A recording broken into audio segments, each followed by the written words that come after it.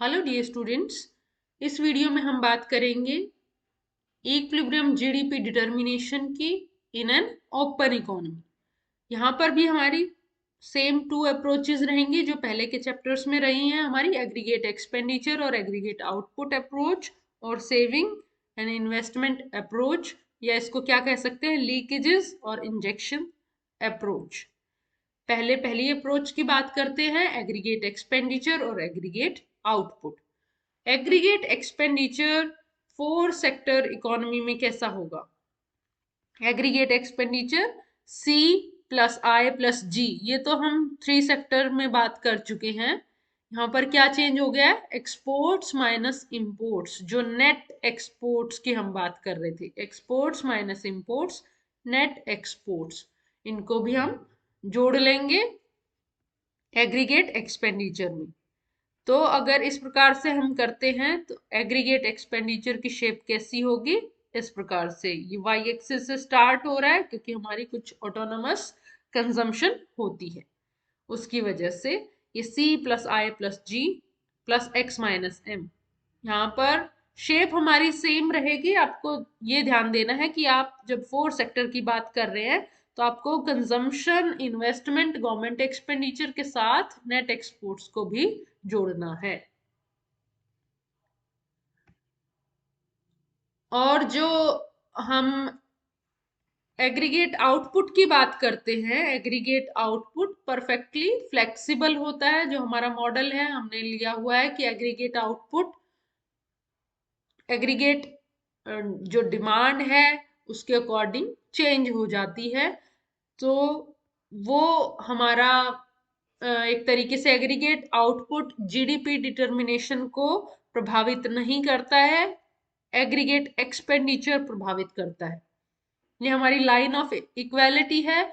जहां पर भी एग्रीगेट आउटपुट और एग्रीगेट एक्सपेंडिचर बराबर होंगे वो इसी लाइन पर होंगे, क्योंकि ये लाइन ऑफ रेफरेंस है showing equality between aggregate output and aggregate expenditure. तो जो हमें इक्विलिब्रियम प्राप्त होगा वो इसी लाइन ऑफ रेफरेंस पर होगा। यहाँ पर इनकम किसके इक्वल है? एग्रीगेट एक्सपेंडिचर के इक्वल है। यहाँ पर अभी हमने क्या बताया कि एग्रीगेट एक्सपेंडिचर की शेप इस प्रकार से होगी, और जो एग्रीगेट आउटपुट होता है वो परफेक्टली फ्लेक्सिबल होता है, उसका प्रभाव नहीं पड़ता है जीडीपी डिटर्मिनेशन पर, क्योंकि वो परफेक्टली फ्लेक्सिबल होता है। तो जो लाइन ऑफ रेफरेंस है उस पर हमारा इक्विलिब्रियम पॉइंट तय होता है। पिछले के चैप्टर्स में भी हम, पिछले जो चैप्टर्स हैं वहां पर भी ये चीज देख चुके हैं। अब हमारी कंडीशन क्या हो जाती है? ये देखिए, जो एग्रीगेट आउटपुट है वो किस किस का जोड़ है? Consumption plus saving plus taxes, tax revenue या टैक्सेस।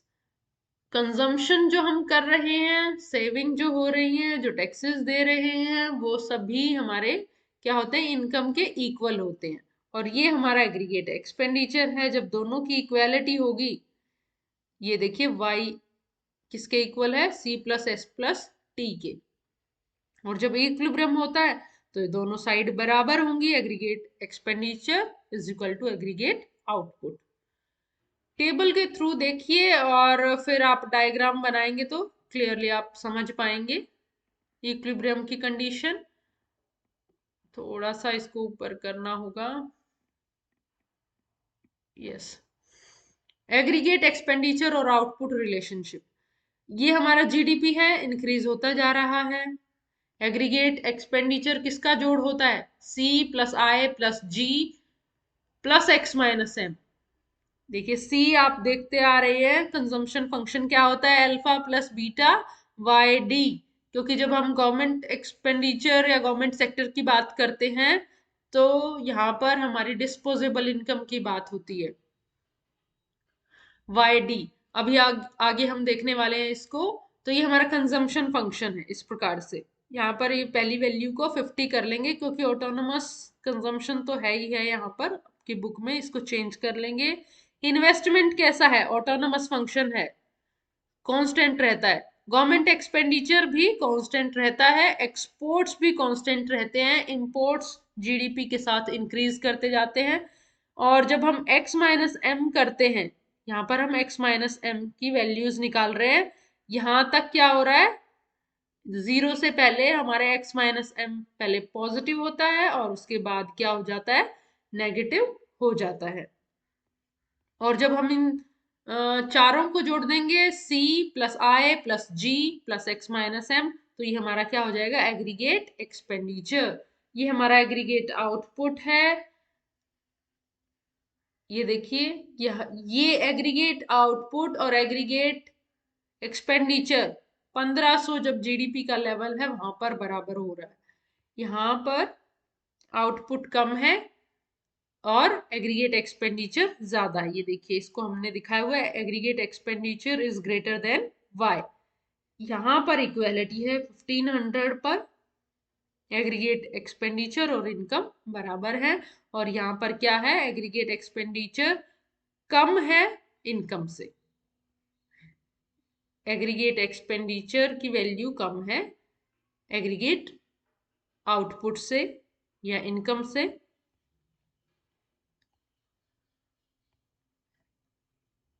अब ये देखिए, ये हमने दिखाना है कि किस लेवल पर इक्विलिब्रियम जीडीपी कहां पर होगा।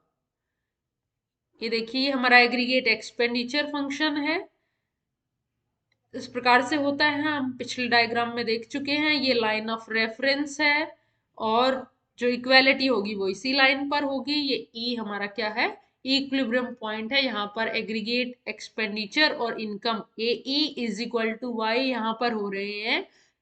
उस समय हमारा जो जीडीपी लेवल है कितना है, 1500।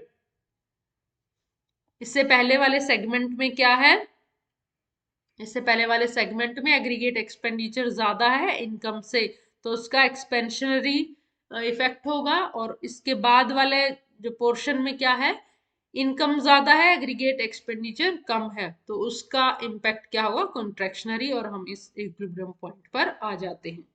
अभी जो हम केसेस डिस्कस कर रहे हैं वहां पर अभी हम प्राइस लेवल का कोई इम्पैक्ट नहीं देख रहे, प्राइस लेवल यहाँ पर हमारा कांस्टेंट है, इस बात को भी आप नोट कर ले।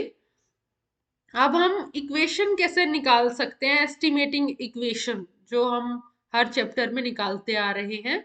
यहाँ पर ये देखिए, हमने एग्रीगेट एक्सपेंडिचर और इनकम को बराबर रखना है। एग्रीगेट एक्सपेंडिचर में हमने क्या क्या लिया था, c plus I plus G plus X minus M.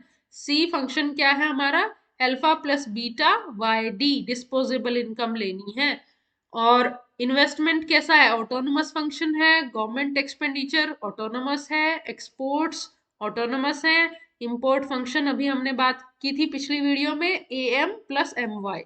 ये दोनों ही केसेस में हम बताएंगे जब हमने इस प्रकार का इंपोर्ट फंक्शन लिया है या m is equal to M Y लिया है, दोनों को बताएंगे। अभी फिलहाल हमने ये वाला इंपोर्ट फंक्शन लिया है। इन सब की वैल्यूज हम ये यहाँ पर इक्वेलिटी के लिए, इक्विलिब्रियम के लिए क्या देखेंगे, दोनों की इक्वेलिटी, और ये सभी वैल्यूज को यहाँ पर पुट कर देंगे और फिर सॉल्व करेंगे इसको। देखिए y माइनस टी क्या होता है, हमारा डिस्पोजेबल इनकम, और इसको ऐसे हम सॉल्व करते जाएंगे। y की वैल्यूज एक तरफ रख लेंगे, बाकी वैल्यूज एक तरफ रख लेंगे, और फिर हमारा अल्टीमेटली जो वैल्यू आती है वो ये वाली आती है। यहाँ पर 1 minus B plus M, 1/1 minus B plus M हो जाता है।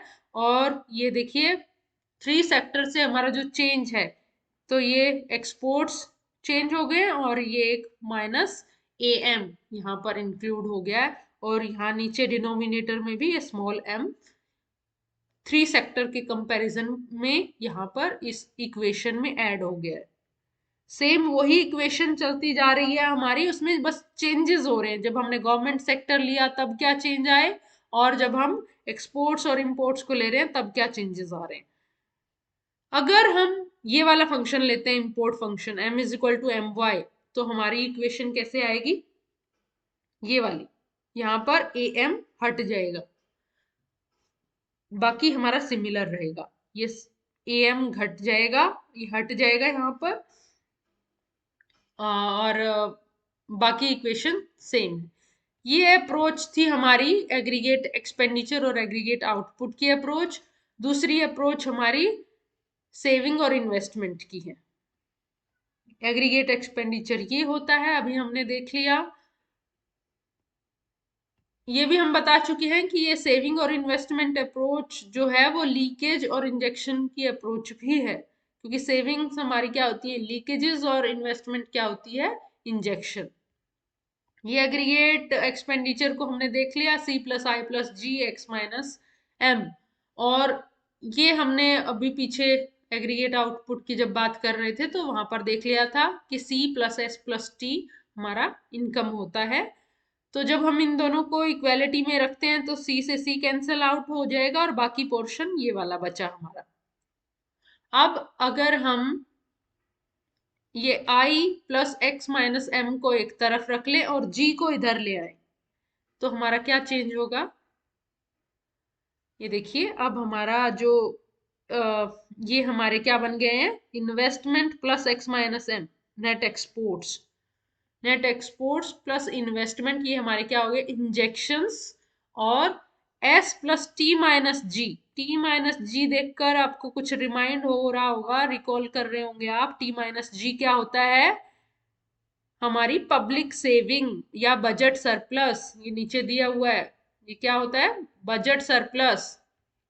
3 सेक्टर इकोनॉमी का जब हम मॉडल कर रहे थे तो हमने निकाला था T-G, गवर्नमेंट की जो रेवेन्यू है उसमें से एक्सपेंडिचर माइनस किया था। तो ये हमारा क्या है, पब्लिक सेविंग है। एस कैसा है, प्राइवेट सेविंग। प्राइवेट सेविंग और पब्लिक सेविंग को हम जब जोड़ देते हैं तो वो डोमेस्टिक सेविंग हो जाती है, या total saving in the economy. Total savings कितनी होगी, इतनी, और इन्वेस्टमेंट और नेट एक्सपोर्ट्स को हम जोड़ देंगे तो ये हमारा एसेट फॉर्मेशन या इंजेक्शन कहलाएगा। इंजेक्शन का काम करेंगे, नेट एक्सपोर्ट अगर इंक्रीज हो रहे हैं और इन्वेस्टमेंट अगर इंक्रीज हो रहा है।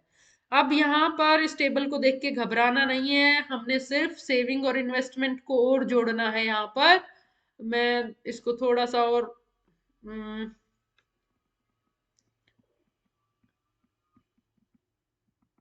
थोड़ा सा just wait for a second. आप यहाँ इतना ही देख लीजिए पहले। यहाँ पर हमने रियल जीडीपी लिया है, वो हर एक टेबल में हम लेते आ रहे हैं, ये इंक्रीज हो रहा है। कंजम्पशन फंक्शन में आपको बता चुकी हूँ, alpha plus beta Y D. ये ऑटोनमस इन्वेस्टमेंट है, सेम रहेगा। ये गवर्नमेंट एक्सपेंडिचर है, ये सेम रहेगा। ये गवर्नमेंट टैक्स है, टैक्स रेवेन्यू जो हो रही है वो टी वाई वाला केस लिया है। ये टैक्स रेट है, स्मॉल टी, उसकी वैल्यू दी हुई है, उसके अकॉर्डिंग आपने जो गवर्नमेंट की टैक्स रेवेन्यू हो रही है वो निकालनी है। एक्सपोर्ट्स जो हमारे ऑटोनमस है। इंपोर्ट्स के लिए फंक्शन कौन सा है, M=, स्मॉल my, ये 0.25 हमारा MPM है, मार्जिनल प्रोपेंसिटी टू इंपोर्ट। फिर हम क्या निकालेंगे, X-M निकालेंगे। इसमें से ये माइनस करके हम X-M निकाल लेंगे।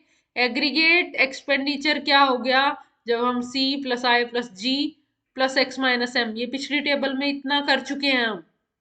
यहाँ पर हमने क्या करना है, यहाँ पर हम पब्लिक सेविंग या जो बजट सरप्लस है T-G, ये हमारा T था और ये हमारा G है। T में से जब G माइनस करेंगे तो स्टार्टिंग में वैल्यूज कैसी हैं, नेगेटिव, और फिर पॉजिटिव हो जाती हैं, क्योंकि टैक्स रेवेन्यू इनकम के साथ साथ बढ़ती जाती है।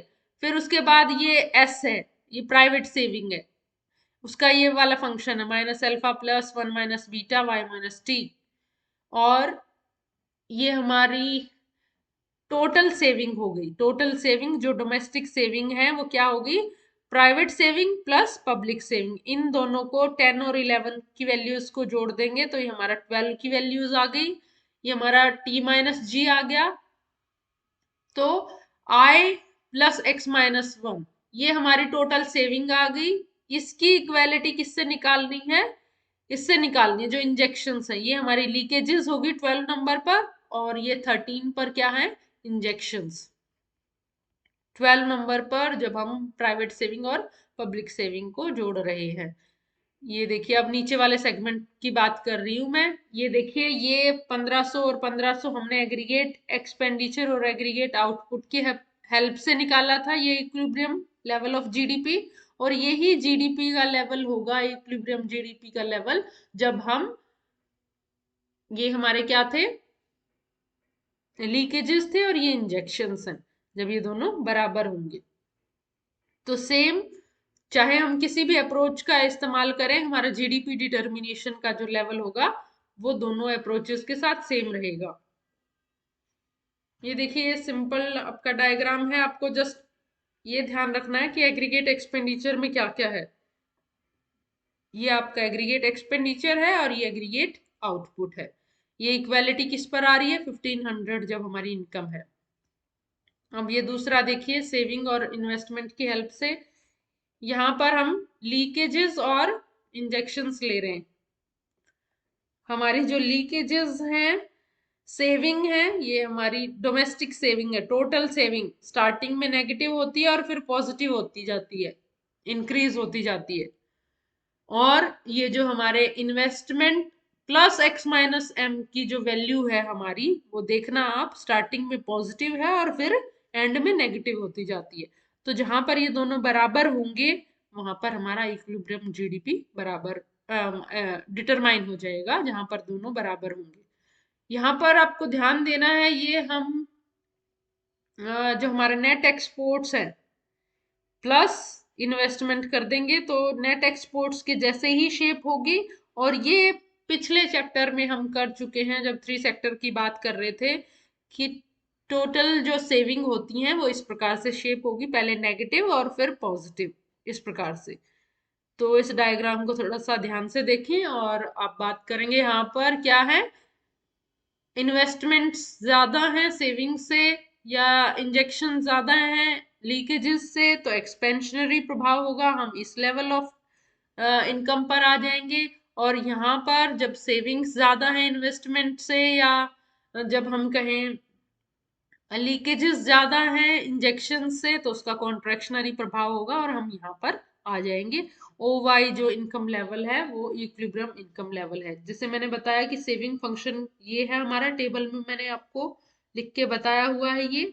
और ये हमारा इम्पोर्ट फंक्शन है, एक बार हम ये एम ले रहे हैं और एक बार उसको स्किप कर देंगे। तो हमारी जो एस्टिमेटिंग इक्वेशन है उसको जस्ट सॉल्व करना है आपने, इन दोनों साइड्स को। ये हमारी इंजेक्शन की साइड है, ये लीकेज की साइड है। यहाँ पर वैल्यूज पुट करते जाएंगे और उसको सॉल्व करेंगे, तो अल्टीमेटली वही आपकी इक्वेशन प्राप्त होगी जो हमने एग्रीगेट एक्सपेंडिचर और एग्रीगेट आउटपुट में निकाली थी। अगर हम ये वाला फंक्शन ले रहे हैं m is equal to M Y, तो वैल्यू क्या होगी, अब ये हमारा माइनस ए एम हट जाएगा यहाँ से, बाकी हमारा सेम रहेगा। अब यहाँ पर लास्ट एक कॉन्सेप्ट बचता है, फॉरेन ट्रेड मल्टीप्लायर। जैसे हमने देखा था इन्वेस्टमेंट मल्टीप्लायर होता है और गवर्नमेंट एक्सपेंडिचर मल्टीप्लायर होता है। तो जब एक्सपोर्ट्स इंक्रीज होते हैं तो उससे भी हमारी जो इनकम है वो काफी अधिक बढ़ती है एक्सपोर्ट्स बढ़ने से। तो इसको हम कैसे दिखाएंगे, फॉरेन ट्रेड मल्टीप्लायर को KFT से। ये क्या होता है, चेंज इन इनकम किसकी वजह से, एक्सपोर्ट्स में चेंज होने की वजह से। ये किसका अनुपात है, चेंज इन इनकम और चेंज इन एक्सपोर्ट्स का अनुपात है। इसका जो फाइनली फॉर्मूला है उसको देख लीजिए, 1 - 1 - बीटा प्लस m, यहाँ पर m ऐड हो गया है। m हमारा मार्जिनल प्रोपेंसिटी टू इम्पोर्ट है, जो हमारी ये इक्विलिब्रियम कंडीशन में जो वैल्यूज आई थी, वहां पर अगर हम चेंज इंसर्ट कर देते हैं और उसको सॉल्व करते हैं, तो जो बच्चे इसको कर सकते हैं वेल एंड गुड। यहाँ पर चेंज को इंसर्ट किया है, जो कांस्टेंट है उनमें चेंज होगा नहीं, तो यहाँ पर ये चेंज होगा। इसको अगर हम यहाँ ले आते हैं तो हमारा 1/1 - b प्लस m हमारे फॉरेन ट्रेड मल्टीप्लायर की वैल्यू आ जाएगी, अगर ये वैल्यूज हम यहाँ पर इस फॉर्मूला में पुट करते हैं। तो यहाँ पर नीचे लिखा हुआ है, अगर ये -b और m की वैल्यूज बराबर हैं तो हमारे मल्टीप्लायर की वैल्यू क्या आएगी, 1 आएगी। ऑब्वियस सी बात है, अगर ये वैल्यू और ये वैल्यू बराबर होगी तो कैंसिल आउट हो जाएंगे। और हमारे जो मल्टीप्लायर की वैल्यू है वो 1 आएगी। और नीचे एक और एग्जांपल देके जब आपकी वैल्यूज दी हुई है वो सॉल्व करके बताया हुआ है, वो आप कर सकते हैं। तो ये था आपका, जब हम ओपन इकोनॉमी में जीडीपी डिटर्मिनेशन की बात करते हैं एग्रीगेट एक्सपेंडिचर और एग्रीगेट आउटपुट अप्रोच की हेल्प से और सेविंग और इन्वेस्टमेंट अप्रोच की हेल्प से। आप ये बड़ी बड़ी इक्वेशंस को देख के घबराना नहीं है, सिर्फ हमारे जो चेंजेस हैं वो होते जा रहे हैं कि यहाँ पर हमने एक्सपोर्ट्स लिए हैं, इंपोर्ट्स लिए हैं, उसका क्या इम्पैक्ट है। टेबल में भी सिर्फ वो चेंजेस आपको फोकस करना है, पहले वाला सेम है पिछले चैप्टर्स के जैसे। तो इसको कवर करें। Thank you so much.